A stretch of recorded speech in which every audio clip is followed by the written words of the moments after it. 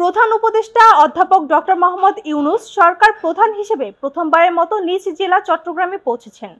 দিনব্যাপী কর্মসূচিতে তিনি অংশ নেন চট্টগ্রাম বিশ্ববিদ্যালয়ের পঞ্চম সমাবর্তন সহ একাধিক গুরুত্বপূর্ণ অনুষ্ঠানে।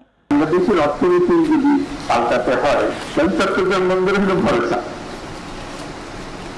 এটাকে বাদ দিয়ে বাংলাদেশের অর্থনীতি নতুন কোনো পাতা নতুন কোনো অধ্যায়ে প্রবেশ করার কোনো সুযোগ নেই। এই পথ খুলে দিলে বাংলাদেশের অর্থনীতির পথ খোলে। আমাদের চট্টগ্রাম বন্দরটা হলো বাংলাদেশের অর্থনীতির হৃদপিণ্ড। তাহলে এটার যে সাইজের বন্দর আছে যে সাইজের হৃদপিণ্ড আছে ওই সাইজে চলে না। এই হৃদপিণ্ড বিশ্ব সাইজের হৃদপিণ্ড করতে হবে। তাহলে এটা পাম্প হবে, সেটা সারা বাংলাদেশ ঘুরে এসে যাবে সরকার হবে।